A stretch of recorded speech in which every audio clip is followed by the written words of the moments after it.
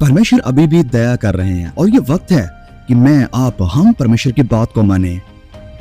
मैं आपका ध्यान खींचना चाहता हूँ बाइबल के एक हिस्से की तरफ, जहाँ पर हम एक इंसान के बारे में पढ़ते हैं जो इसके बारे में वचन लिखा है कि उसने विलंब किया मतलब उसने वेट किया। वो हिल नहीं रहा था, अपनी जगह से उठ नहीं रहा था। परमेश्वर कह रहा है उसे कि यहाँ से निकल, लेकिन वो वहां से निकलने का नाम नहीं ले रहा था, मतलब वो विलंब कर रहा था। परमेश्वर नहीं चाहते थे कि वो वहां पर रहे, लेकिन वो वहां से हिलने के लिए तैयार नहीं था, वो वहां से निकलना नहीं चाहता था। उसे ऑलरेडी मैसेज मिल गया था कि इस जगह के साथ क्या होने वाला है, लेकिन फिर भी वो बहुत ही स्लो था, बड़ी देरी कर रहा था और जैसे बाइबल में लिखा है कि वो विलंब कर रहा था। और यही वो गलती है जो आज भी बहुत से परमेश्वर का भय मानने वाले, मसीह यीशु को जानने वाले, बाइबल को पढ़ने वाले लोग अभी भी वो सेम गलती कर रहे हैं। लेकिन परमेश्वर चाहते हैं कि उसके लोग, उसका भय मानने वाले, उसको मानने वाले, बाइबल को पढ़ने वाले लोग इस वर्ल्डली सिस्टम से, ये जो संसार का सिस्टम है, इससे बाहर निकले। अब देखिए, यस, हम संसार में हैं जब तक हम इस दुनिया से उठा लिए नहीं जाते हैं, जब तक मसीह यीशु नहीं आते हैं। और वचन में लिखा है कि तुम संसार में तो रहो, लेकिन संसार के स्वरूप के जैसे ना बनो। तो यस, बिल्कुल, हमें संसार में तो रहना है, यहाँ पर काम भी करना है, यहाँ पर अपने परिवार को भी संभालना है, चलाना है, काम पर जाना है, अपने जो बिल है उन्हें भी पे करना है। बहुत सारी चीजें हैं जो अभी भी हमें संसार में रहते हुए करनी है। लेकिन परमेश्वर हमें बुला रहे हैं कि ये जो संसार के तौर तरीके हैं, जो सिस्टम की मैं बात कर रहा हूँ, हमें उसका शिकार नहीं बनना है, मतलब इसके स्वरूप के जैसे नहीं बनना है, अगर बाइबल की भाषा में हम बात करें तो। क्योंकि इस संसार में आज बहुत सारी ऐसी चीजें हैं जो कि बाइबल के खिलाफ चल रही हैं। बहुत सारे ऐसे पाप हैं जिनके बारे में बाइबल कहती है कि ये नहीं करने हैं, और वो लोगों के भले के लिए ही था। अब लोगों ने उन चीजों को छोड़कर अपनी नैतिकता को अपना लिया है, जो उनका दिल चाहता है वो कर रहे हैं, और कानून भी ऐसे आगे हैं जो उन्हें सपोर्ट करने वाले हैं। तो इस कारण ये जो संसार का तौर तरीका है, ये हम सीधा से कह सकते हैं कि ये खुले मार्ग पर चल रहे हैं, कि जहां कोई भी पूछने वाला नहीं है, कोई भी रोकने वाला नहीं है, ऐसा तौर तरीका चाहते हैं। लेकिन एज ए क्रिश्चियन, मसीह होते हुए, हम इस बुलाहट के लिए नहीं बुलाए गए हैं। We are not called to walk on the broad way और द वाइड वे। हम बुलाए गए हैं कि हम सक्रिय मार्ग पर चलें।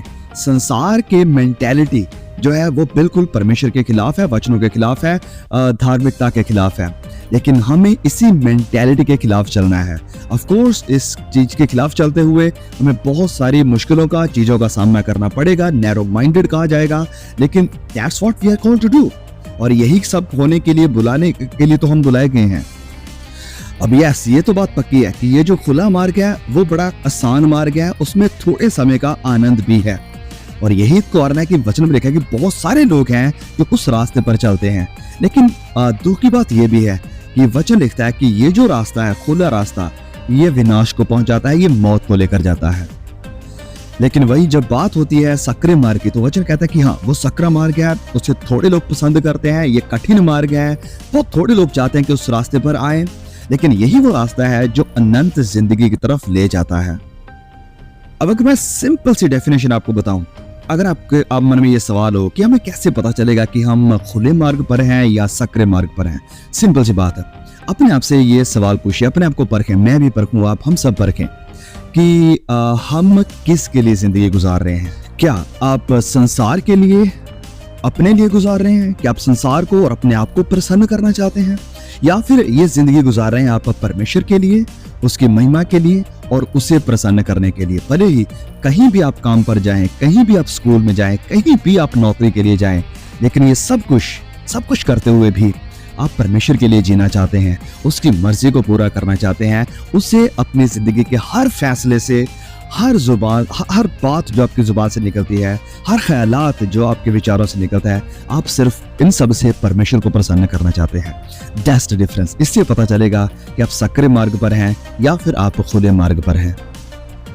अब देखिए, ये बात भी पक्की है, मैं नहीं चाहता हूं कि आप निराशा में चले जाएं इस बात को सुनकर कि नहीं, मेरे साथ तो ऐसा नहीं हो रहा है। देखिए, हम में से कोई भी हम परफेक्ट नहीं है, और ये बात परमेश्वर भी जानते हैं। वी आर नॉट फ्लॉलेस, हमारे अंदर गलतियां हैं, कई बार ऐसी चीजें आ जाती हैं जो परमेश्वर को प्रसन्न नहीं करती हैं, और यही कारण है कि उसने अपने बेटे खुदा मसीह यीशु को भेजा है। और यूहन्ना लिखते हैं कि ए मेरे प्यारे बच्चों, मैं चाहता हूं कि तुम पाप ना करो, और अगर आपसे गुनाह हो जाता है तो याद रखें कि हमारे पास एक ऐसा मीडिएटर है, हमारे पास एक ऐसा बिचवई है जो हमें वापस पिता से मिलाता है। सो हमारा एक वकील है, एक लॉयर है जिसके पास हम हमेशा जा सकते हैं, हर बार जा सकते हैं, कभी भी जा सकते हैं, तो यस उसके ऊपर हमें विश्वास रखना है, उसकी तरफ देखते रहना है। और यही कारण है कि उसने अपने खुदा इस बेटे मसीह यीशु को भेजा है। उसने हमारे सारे गुनाहों को, सारी गलतियों को क्रूस पर उठाकर हमें एक नई जिंदगी दी है, हमें उम्मीद दी है, हमें आश्वासन दिया है कि अब हम परमेश्वर की संतान बन चुके हैं, उसके बेटे और बेटियां बन चुके हैं। और जैसे जैसे हम देख रहे हैं दुनिया को तब्दील होते हुए, जैसे जैसे हम लोगों की मेंटालिटी को बदलते हुए देख रहे हैं, जैसे जैसे हम हालातों को बदलते हुए देख रहे हैं, तो ये और भी ज़्यादा मुश्किल होगा। एक मसीह बने रहना, विश्वास में खड़े रहना, ये और ज़्यादा मुश्किल होने वाला है। हमारा मजाक बनाया जाने वाला है। हो सकता है कि बहुत सारी मुश्किलें भी हमारे ऊपर आने वाली हैं हमारे विश्वास के कारण। वचन में जैसे प्रभु यीशु ने कहा कि क्योंकि तुम मुझे मानते हो तो मेरे कारण बहुत सी जातें तुमसे बैर रखेंगी, तुम्हें जेल खानों में डाल देंगे, तुम्हें पकड़वाएंगे, तुम्हें मार भी डालेंगे। ऐसा प्रभु यीशु ने खुद कहा मत्ती 24 में। तो यस, इन चीजों की हम एक्सपेक्टेशन कर सकते हैं। तो जैसे मैं कह रहा हूँ कि जैसे जैसे ये दुनिया शिफ्ट हो रही है, एक नई मेंटालिटी तब्दील हो रही है, बहुत कुछ बदल रहा है, इसी समय के दरमियान मसीही होना और भी ज्यादा मुश्किल होता चला जाएगा। अगर आप वाकई में सक्रिय मार्ग पर चलना चाहते हैं तो ये मुश्किल होता जाएगा। इसलिए परमेश्वर कहता है कि संसार के स्वरूप के जैसे ना बनो। जब हम संसार के स्वरूप के जैसे बनेंगे तो संसार को हमारे साथ कोई भी प्रॉब्लम नहीं होगी। लेकिन जैसे ही आप मना करेंगे कि नहीं, हम संसार के स्वरूप जैसे नहीं बनना चाहते हैं, तो दुनिया को प्रॉब्लम होगी। वो हमसे नफरत करेंगे, वो हमें तुच्छ जानेंगे, और यहाँ तक जैसे वचन लिखा है कि वो पकड़वाएंगे और मार डालने तक की भी बात करेंगे। ओके, चलिए वापस आते हैं उस इंसान की तरफ जिसकी हमने बात करी थी शुरुआत में। हम बात कर रहे थे लूत की। यस, ओके, आप में से बहुत से लोग जानते होंगे सदोम और गमोरा में जो रहता था। उत्पत्ति अध्याय 19 और उसके वचन 12 से लेकर 17 तक को हम पढ़ेंगे। उत्पत्ति अध्याय 19 वचन 12 से लेकर 17 तक को। तो वचन 12 में लिखा है कि फिर उन अतिथियों ने लूत से पूछा कि यहाँ तेरा और कौन कौन है, दामाद, बेटे बेटियां, और नगर में तेरा जो कोई हो उन सभी को लेकर इस स्थान से निकल जा, क्योंकि हम ये स्थान नाश करने पर हैं, इसलिए कि इसकी चिल्लाहट यहोवा के सम्मुख बढ़ गई है और यहोवा ने हमें इसका सत्यानाश करने के लिए भेजा है। वचन 14, तब लूत ने निकलकर अपने दामादों को, जिनके साथ उनकी बेटियों की सगाई हो गई थी, समझाकर कहा कि उठो, इस स्थान से निकल जाओ, क्योंकि यहोवा इस नगर को नाश करने पर है। और उसके दामाद उसका मजाक उड़ाने लगे। अब यहाँ इस पैसेज में हमने देखा कि जैसे ही लूत, क्योंकि उन स्वर्गदूतों ने कहा था कि जो कोई भी तेरा अपना है यहाँ पर रिश्तेदार, उन्हें जाकर कह दे, उन्हें ये मैसेज दे, प्रचार कर कि परमेश्वर इस नगर को नष्ट करने वाले, खत्म कर देने वाले हैं। और जैसे लूत अपने दामादों के पास जाता है जिनके साथ उनकी बेटियों की शादी होने वाली थी, तो लूत ने इन्हें वही मैसेज दिया जो परमेश्वर ने लूत को दिया था कि उठो, इस स्थान से निकल चलो, क्योंकि परमेश्वर इस नगर को नाश करने वाले हैं। तो वचन में कि उसके दामाद उसका मजाक उड़ाने लगे। उनका ये क्या मजाक है, ये क्या चल रहा है यहाँ पर, क्या मजाक चल रहा है, क्या बोल क्या रहे हो आप, ये सब कम ऑन, आई थिंक आपको थोड़ा सा रेस्ट की जरूरत है। उनका ये रिएक्शन था। वचन में कि क्लियर लिखा है कि उन्होंने उसका मजाक उड़ाया, मजाक उड़ाने लगे।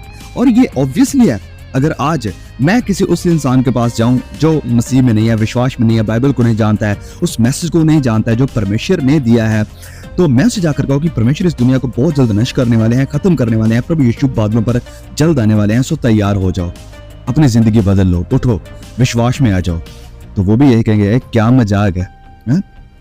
तो डेफिनेटली लोगों का रिस्पांस यही होगा कि क्या मजाक है। लोग मजाक उड़ाएंगे और उड़ाते भी हैं, उड़ा रहे हैं। और वचन में लिखा कि ऐसा होने वाला है, और ऐसा हुआ भी जब लूत ने जाकर अपने दामादों से कहा कि उठो, इस जगह से चलो, परमेश्वर इसका नाश करने वाले हैं। अब क्योंकि लोगों ने फैसला नहीं लिया लूत की बात को मानने का और लूत के साथ उठकर चलने का, इस शहर से बाहर आने का, तो डेफिनेटली हम जानते हैं कि इनका नाश हो गया। ये लोग इसी शहर के साथ नष्ट हो गए, भस्म हो गए, खत्म हो गए। और फिर आगे क्या लिखा है, जब पौ फूटने लगी तब दूतों ने लूत से जल्दी करने के लिए कहा और बोले, उठ, अपनी पत्नी और दोनों बेटियों को जो यहाँ है ले जा, नहीं तो भी इस नगर के अधर्म में भस्म हो जाएगा। तो यहाँ पर लूत को ऑलरेडी परमेश्वर के दूत कहकर गए थे कि तुम्हें जल्दी तैयारी करनी, निकला यहाँ से। लेकिन लूत की भी कोई तैयारी नहीं थी, वो भी लेट हो रहा था। हम नहीं जानते क्यों लेट हो रहा था। उसकी पत्नी कह रही थी कि हमें नहीं जाना है, उसके बच्चे उसे जोर देते होंगे, वी डोंट नो। लेकिन वचन में लिखा है कि वो देर कर रहा था। तब दूतों ने लूत से कहा कि जल्दी कर, you are so lazy, you are being so slow. ऐसा नहीं चलेगा, तुम्हें जल्दी करनी होगी और निकलो यहाँ से। अगर आप टाइम पर नहीं निकलोगे तो भी यहीं पर इन लोगों के अधर्म के साथ भस्म हो जाएगा।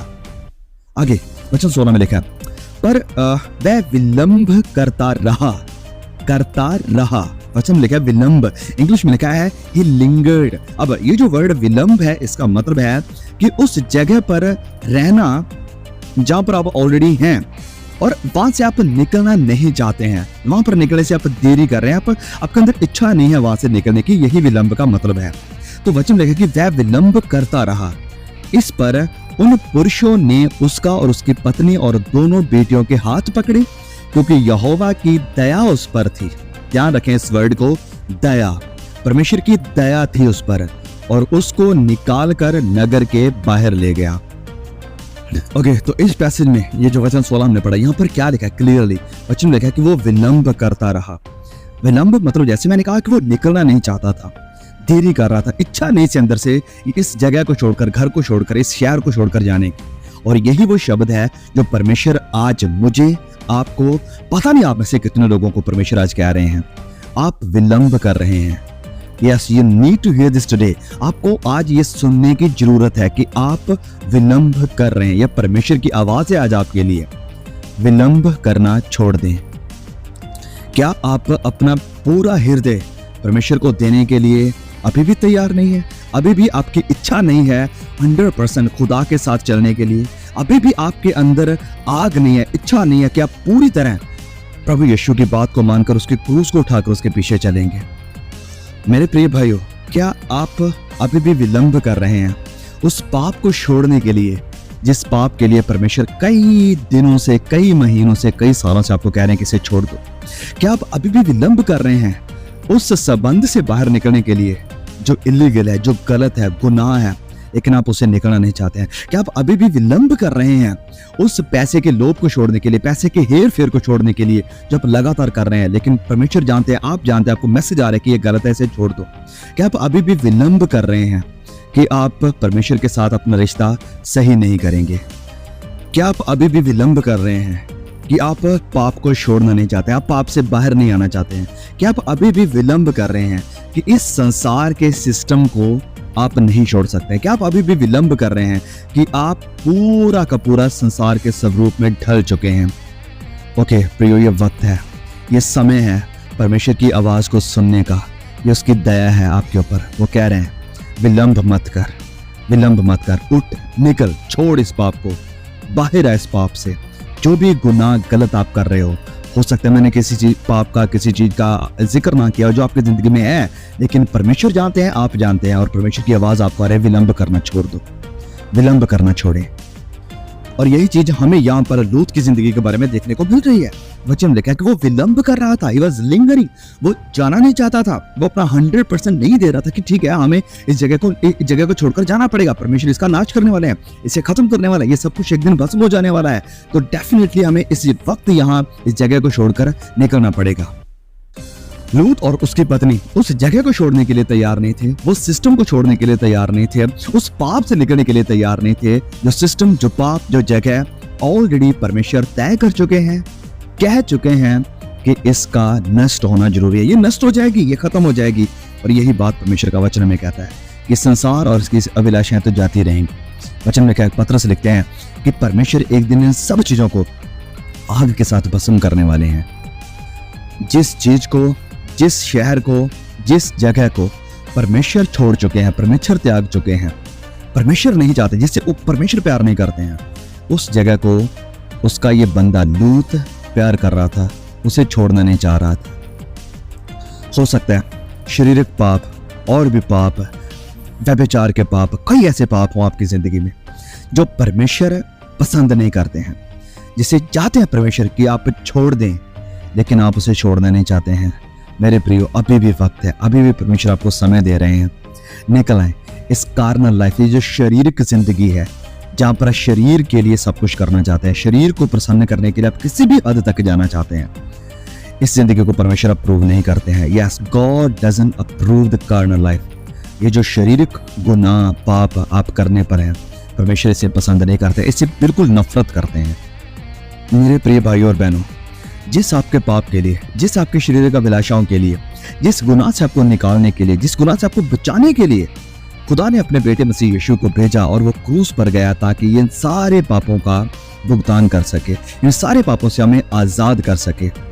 मैं आप हम कैसे उन पापों को अप्रिशिएट कर सकते हैं? मैं आप हम इन पापों को कैसे गले लगा सकते हैं? कैसे हम इन्हें इतना प्यार कर सकते हैं कि इनके कारण हम यीशु को छोड़ने के लिए तैयार हैं? प्लीज स्टॉप लिंगरिंग, विलंब करना छोड़ दें। लेकिन फिर भी परमेश्वर की दया को देखें, लूत के ऊपर, उसकी फैमिली के ऊपर परमेश्वर की दया को देखें। वचन 16 को मैं फिर पढ़ूंगा, लिखा है, पर वह विलंब करता रहा और इस पर उन पुरुषों ने, उसका और उसकी पत्नी, उन पुरुषों मतलब कौन? ये दूत जो यहाँ पर आए थे, उन पुरुषों ने क्या किया? उसका और उसकी पत्नी और दोनों बेटियों के हाथ पकड़े, क्योंकि यहोवा की दया उस पर थी। ओके, परमेश्वर की दया उस पर थी, क्योंकि यहोवा की दया उस पर थी और उसको निकाल कर नगर के बाहर कर दिया।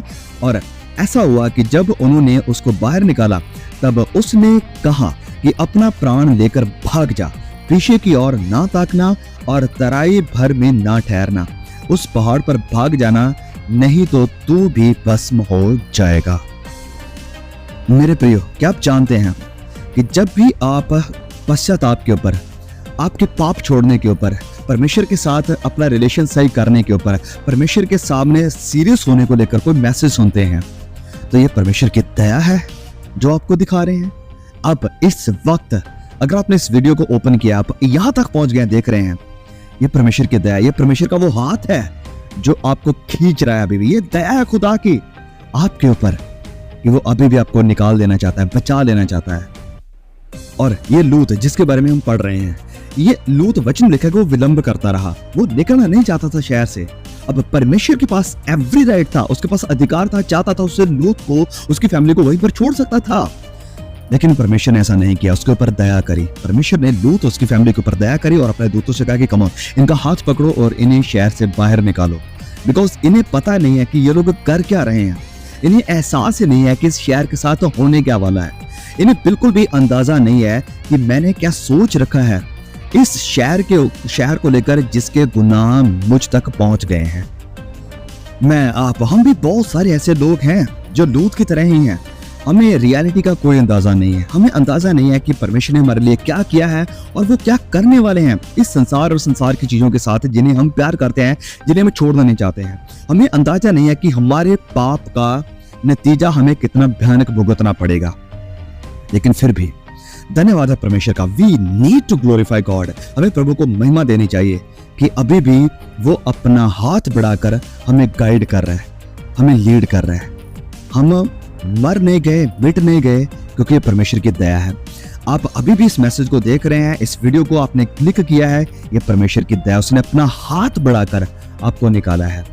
आप लगातार परमेश्वर के वचनों को सुनने वाले हैं, उसके वचनों को मानने वाले हैं। परमेश्वर की दया है आपके ऊपर। वो अपना हाथ बढ़ाकर आपको बचा रहा है, अपना हाथ बढ़ाकर वो आपको गुनाह से निकाल रहा है, अपना हाथ बढ़ाकर वो आपको व्यभिचार से खींच रहा है बाहर, अपना हाथ बढ़ाकर वो आपको पोर्नोग्राफी से बाहर खींच रहा है, अपना हाथ बढ़ाकर वो पैसे के लोभ से आपको निकाल रहा है, अपना हाथ बढ़ाकर वो आपको क्रोध की गंदी आत्मा से निकाल रहा है, अपना हाथ बढ़ाकर वो हर तरह की अभिलाषाओं से आपको निकाल रहा है जो आपको खत्म कर देना चाहती हैं, आपका विनाश कर देना चाहती है, आपको भस्म कर देना चाहती हैं। ये दया है परमेश्वर की कि आप बचे हुए हैं, कि आपके अंदर सांसें हैं, कि आप अभी भी पश्चाताप कर सकते हैं। ये दया है खुदा की आपके ऊपर, मेरे ऊपर। ओके, वापस आते हैं हम इस वचन के ऊपर, उत्पत्ति 19 के ऊपर। परमेश्वर ने इन्हें आज्ञा दी थी निकलते वक्त कि पीछे मुड़कर मत देखना, भागो इस शहर से और पीछे मुड़कर नहीं देखना है, अगर देखोगे तो भस्म हो जाओगे। अब वचन 23 में जब हम पढ़ते हैं तो यहाँ पर 23 में लिखा है कि लूत ने सोअर के निकट पहुंचते ही सूर्य पृथ्वी पर उदय हुआ, तब यहोवा ने अपनी ओर से सदोम और गमोरा पर आकाश से गंधक और आग बरसा दी और उन नगरों को और संपूर्ण तराई को और नगरों के सब निवासियों को भूमि की सारी उपज समेत नाश कर दिया। और लूत की पत्नी ने जो उसके पीछे थी, पीछे मुड़कर देखा और वह नमक का खंबा बन गई। वह नमक का खंबा बन गई क्योंकि उसने परमेश्वर की आज्ञा को टाल दिया। अब यहाँ पर हुआ क्या है? लूत की पत्नी को संदेह हुआ, शक हुआ।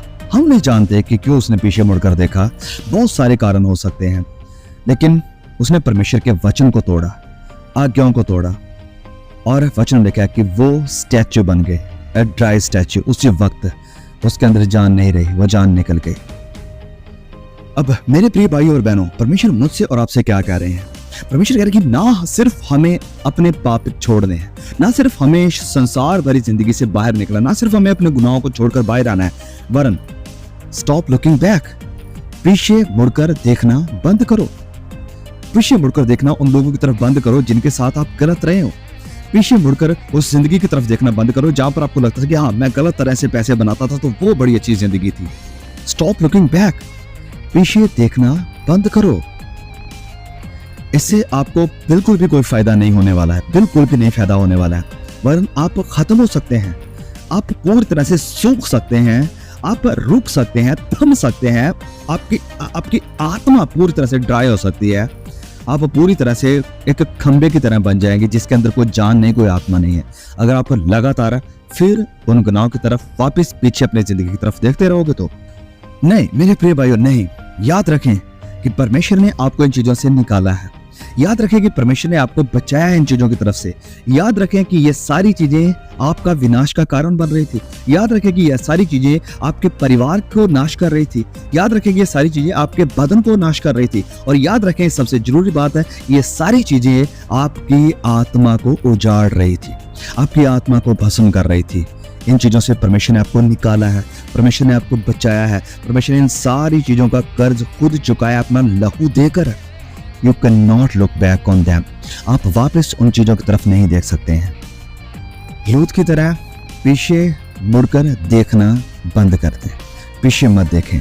और दूसरी बात है, विलंब ना करें। मेरे प्रिय भाई और बहनों, ध्यान से सुने, मैं बताना चाहता हूं आपको कि परमेश्वर अगर आपको उस जगह से निकाल रहे हैं, उस पाप से निकाल रहे हैं और चाहते हैं कि आप उस पाप से निकल आए, वापस ना देखें, वो इस कारण क्योंकि वो पाप, वो जगह, वो चीजें नष्ट होने वाली, उनका न्याय होने वाला है। और परमेश्वर आपको भस्म नहीं करना चाहते हैं, परमेश्वर आपका नाश नहीं चाहते हैं, वो आपको बचाना चाहते हैं। He wants to give you eternal life. वो आपको अनंत जिंदगी देना चाहते हैं। प्रभु यीशु ने कहा यूहन्ना 10:10 में कि मैं आया हूं कि उन्हें जीवन मिले, और ऐसा वैसा जीवन नहीं, बहुतायत का जीवन। बहुतायत का जीवन प्रभु यीशु आपको देना चाहते हैं, लेकिन क्यों लोग लेना नहीं चाहते हैं? क्योंकि विश्वास की कमी है।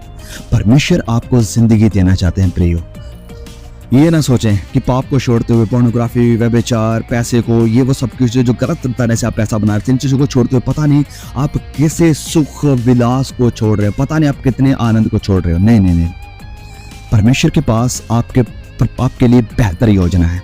द बेस्ट प्लान, बेस्ट जो उत्तम योजना है वो है खुदा की आपके लिए। वो आपको छोटे छोटे आनंद जो आपके विनाश का कारण बनेंगे, परमेश्वर आपको इससे निकालना चाहते हैं। और ये उसकी दया है, उसका अनुग्रह है कि अभी भी उसका हाथ आपके ऊपर है, कि अभी भी आपके साथ आप पवित्र आत्मा बात कर रहा है, कि अभी भी परमेश्वर का आत्मा आपको कायल कर रहा है कि आप पीछे मुड़कर देखना बंद करें, कि आप विलंब ना करें, उस पाप से बाहर निकल आए। जो पाप हो सकता है मैं नहीं जानता हूँ, लेकिन आप जानते हैं, परमेश्वर जानते हैं।